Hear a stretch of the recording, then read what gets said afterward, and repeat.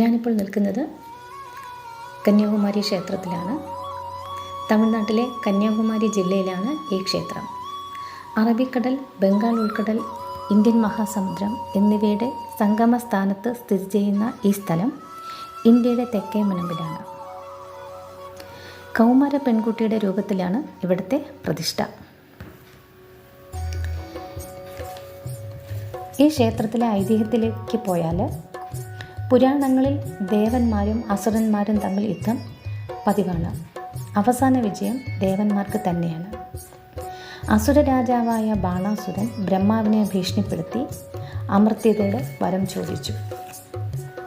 അങ്ങനെയൊരു വരം തരാൻ കഴിയില്ലെന്ന് ബ്രഹ്മാവ് പറഞ്ഞു. എന്നാൽ സ്വന്തം മരണരീതി സ്വയം തിരഞ്ഞെടുക്കാൻ അനുവാദം നൽകി. മരിക്കേണ്ടി വന്നാൽ അതൊരു കന്യകയുടെ കൈകൊണ്ടാവണമെന്ന് ബാണാസുരൻ ആഗ്രഹിക്കുകയും ബ്രഹ്മാവ് വരം നൽകുകയും ചെയ്തു. വരം കിട്ടിയ ബാണാസുരൻ ദേവന്മാരെയും സന്യാസിമാരെയും ഉപദ്രവിക്കാൻ തുടങ്ങി. സഹികെട്ട അവർ വിഷ്ണുവിൻ്റെ സഹായം തേടി. വിഷ്ണുവിൻ്റെ നിർദ്ദേശപ്രകാരം ദേവിയെ പ്രസാദിപ്പിക്കാനായി യജ്ഞം നടത്തി. പ്രസാദിച്ച ദേവി ബാണാസുരനെ ഉന്മൂലനം ചെയ്യാമെന്ന് വാഗ്ദാനം ചെയ്തു. കുമാരിയായി അവതരിച്ചു.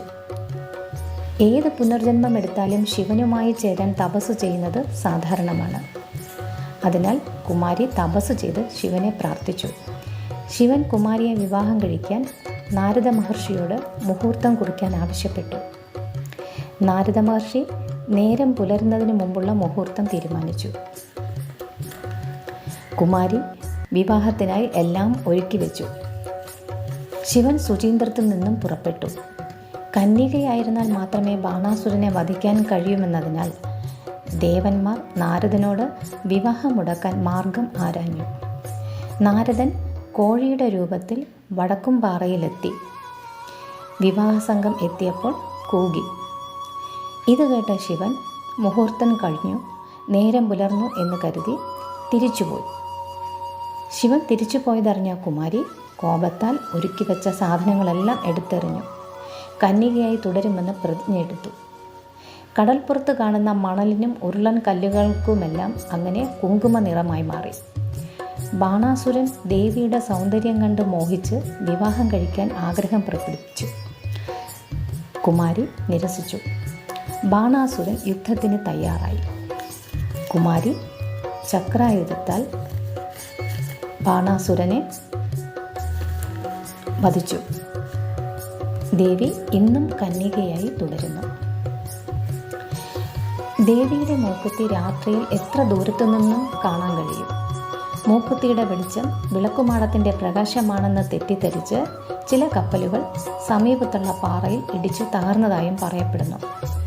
ഈ കാരണത്താൽ ക്ഷേത്രത്തിൻ്റെ കിഴക്കേ നട അടച്ചിരിക്കുകയാണ്. വടക്കേ നട വഴിയാണ് പ്രവേശനം. ഇടവം, കർക്കിടകം, നവരാത്രി, വൃശ്ചികം എന്നീ മാസങ്ങളിലെ അമാവാസി ദിവസങ്ങളിലാണ് കിഴക്കേ വാതിൽ തുറക്കുന്നത്.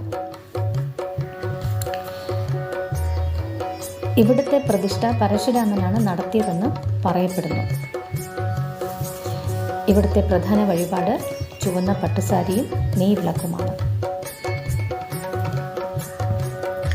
ഈ വീഡിയോ ഇഷ്ടമായാൽ ലൈക്ക് ചെയ്യുക, ഷെയർ ചെയ്യുക, സബ്സ്ക്രൈബ് ചെയ്യുക. മറ്റൊരു വീഡിയോയുമായി വീണ്ടും കാണാം.